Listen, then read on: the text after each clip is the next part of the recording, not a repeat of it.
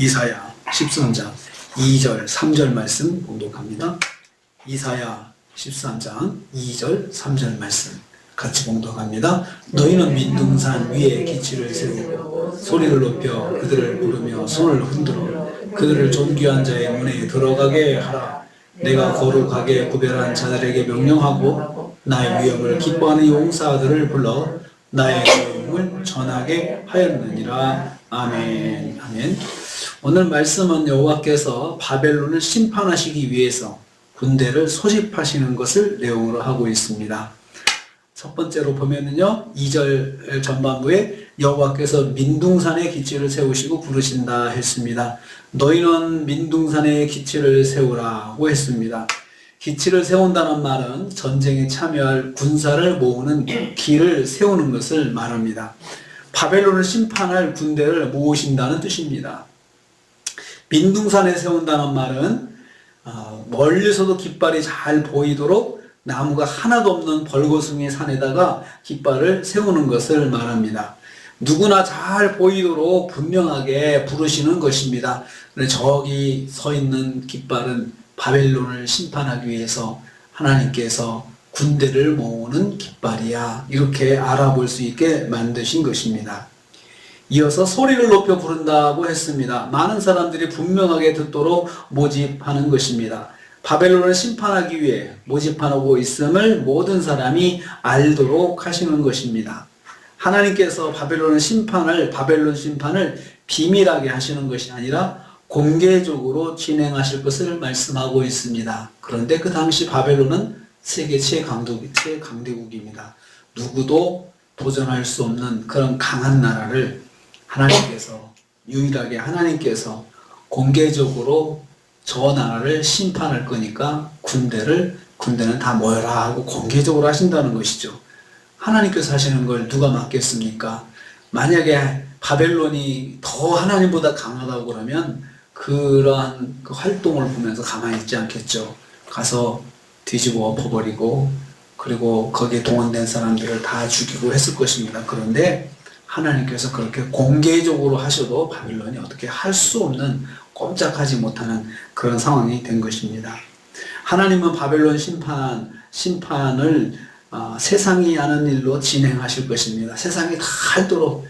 그래서 나중에 바벨론이 망하면 저것은 하나님께 심판받은 것이다 라고 다 알 수 있도록 하나님께서 그렇게 하신 것입니다. 두 번째로 여호와께서 손을 흔들어 부르실 것입니다. 2절 후반부입니다. 너희는 손을 흔들라고 했습니다. 사람들을 재촉하는 행동입니다. 손을 흔든다고 하는 것은 사람들을 재촉하는 것입니다. 어서 오라고 손을 흔들어 재촉하는 행동입니다. 민둥산에 깃발을 세우고 목소리를 높여서 부르는 것도 부족해서 재촉을 하는 것입니다. 빨리 와라, 빨리 와라, 재촉하는 것입니다. 이리 와라, 이리 와라, 재촉하는 것입니다. 초강대국 바벨론을 심판하는 군대를 공개적으로 행하는 것을, 공개적으로 모집하는 것은 강권적으로 진행된다는 것을 말하고 있습니다. 그렇게 해도 바벨론이 방해를 할 수가 없는 것이죠. 기분 나쁘다고 와서 공격할 수도 없는 것입니다. 그래서 순식간에 바벨론의 중심부인 존귀한 자의 문으로 들어올 돌진해 나갈 것입니다. 존귀한 자의 문에 들어가게 하라. 이것은 가장 귀한 왕이 다니는 문이거든요. 근데 그 왕이 다니는 문에 군대가 들어간다는 것은 그건 망한다는 겁니다. 왕만 혼자 다니는 길인데 군대가 쏙 거기에 쳐들어가 가지고 아주 그냥 다 부시고 죽이고 그렇게 한다는 거죠. 존귀한 자의 문으로 돌진해 나간다는 말, 순식간에 바벨론이 멸망한다는 말씀입니다. 하나님께서 바벨론을 심판할 군사를 모으는 과정은 바벨론에게 경고의 메시지입니다. 그렇게 하나님께서 대놓고 군대를 모집하는 이유는 무엇입니까? 경고하시는 거죠. 너희들의 그 교만을 버리지 않으면 결국은 내가 너를 심판한다 라고 그렇게 말씀하시는 것입니다. 그래서 경고를 받으면 그 경고에 대해서 반응하면 되거든요. 우리가 잘못됐구나.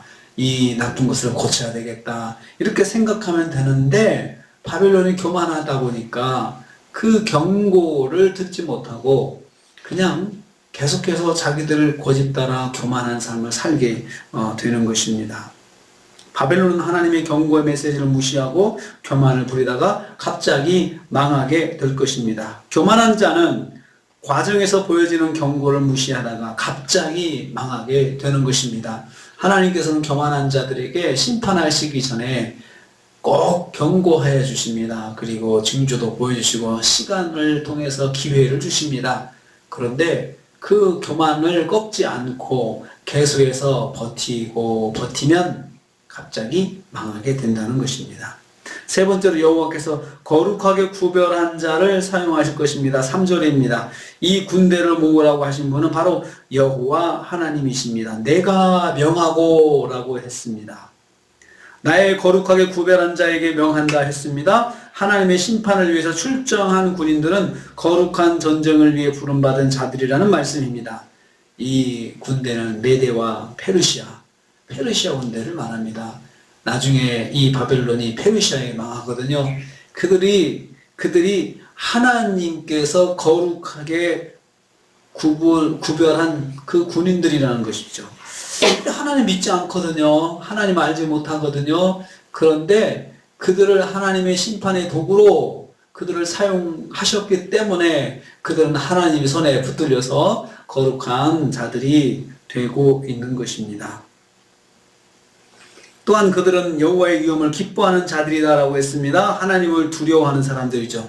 그들이 그러면서 하나님을 두려워하며 메대와 바사는 하늘을 두려워할 줄 아는 하나님을 두려워할 줄 아는 사람들이었습니다. 그래서 하나님께서 그들을 부르시고 그들을 하나님의 용사로 사용하시는 것입니다. 교만한 바벨론을 향한 하나님의 진노를 수행할 용사들은 바로 메대와 바사였고 그들을 지금 하나님께서는 거룩하게 구별한 자들이다 이렇게 말씀하고 있습니다.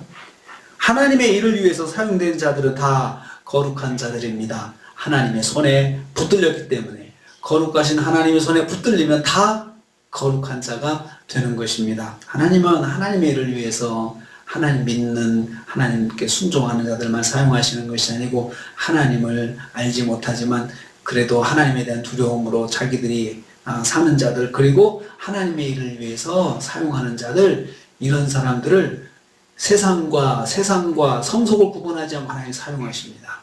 하나님께서 들어 쓰시면 하나님의 도구가 되는 것이고 곧 하나님의 거룩한 자가 되는 것입니다.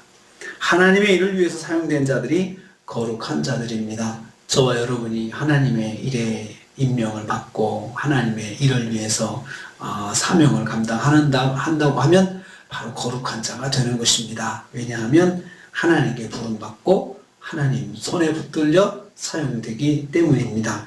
오늘 하루도 우리가 말씀 따라 살고 말씀 따라 순종하고 말씀 가지고 사는 것은 거룩한 자로 사는 것입니다. 하나님의 일을 위해서 부름받은 자들 하나님의 복음 사명을 위해서 복음 전도를 복음에 대한 사명을 감당하는 자들은 다 거룩한 자들입니다.